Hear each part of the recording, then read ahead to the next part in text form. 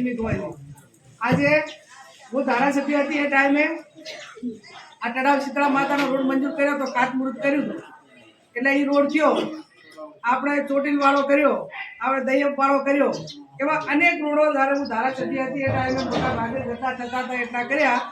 આ એ ટાઈમે ભાજપ વાળા એમાં ભાષણ કરતા હતા કે ભાઈ ચાલુ સરકારનો ધારાસભ્ય આવે ને તો અમારા બધા કામ થઈ જશે।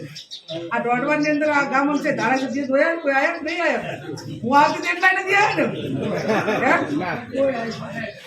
એટલે જયારે ઉલડી વોટ આવ્યા ને એને કહેજો કે તમે બધા કોનાની લંકા બનાવવાના હતા કે હજી સુધી તો કઈ નવી કેનાલાનું કે રોડાનું કે જેટલા હું એમ માનું કે કદાચ ધારાસભ્યથી મુખ્યમંત્રી બધા વાયદા આલીને ગયા છે અને બધાને બોલાવીને કીધું હતું।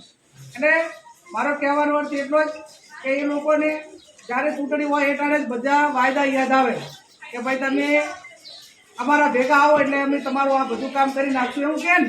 અને પાછું શું કે ધીરાભાઈ કે ભાઈ કોંગ્રેસની સરકાર નથી, કેન્દ્રમાં અમારી સરકાર છે અને રાજ્યમાં અમારી સરકાર છે, એટલે તમે અમારા ભેગા આવી જાઓ એટલે બધું કામ થશે। તો આ તરીવર્તી એમની સરકાર છે તો તરીવર્તી કામો બધા કર્યા હોત તો બાકી ના હોત। અને બીજું તમે તરીવર્તી સત્તા ઉપર તો 30 વર્ષથી કોઈ તમારે આજે કોંગ્રેસ વાળાને ગોતવા પડે છે તો ઢાંકણીમાં પાણી એમને લેવું પડે ને। આજે કોંગ્રેસના ઉમેદવારોને ગોતે, કોંગ્રેસના કાર્યકરોને ગોતે, એમને ભાજપમાં ભેળવવાનું કરે તો તમે તરીવર્તી શું કર્યું? કેન્દ્રમાં છો, અહીંયા છો, સહકારી માળખું તમારા કન છે, વહીવટી તંત્ર તમારા કન છે, બધું તમારી જોડે છે, છતાં તમે કોંગ્રેસ વાળા પાછળ શું પડી ગયા?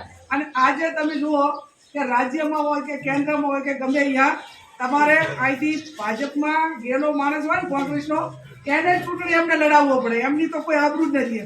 અહીંથી ગયા પછી મંત્રીઓ હાર્યા જ જાય।